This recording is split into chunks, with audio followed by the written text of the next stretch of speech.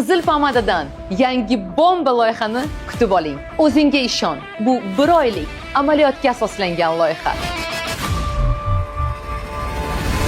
Bu kurs kimlar uchun? Boshqalar nima deydi degan fikr bilan yashaydigan. Men yetarli emasman degan ichki e'tirozi bor. Doim boshqalarning istagini o'zinikidan ustun qo'yib, o'zini unutgan, rivojlanmoqchi, lekin qayerdan boshlashni bilmaydigan ayollar uchun. U idealni, u juda ham zo'r, hammaga isbotlashga harakat qilib yashaydi. Odamlarning tanqididan qo'rqib yashaymiz.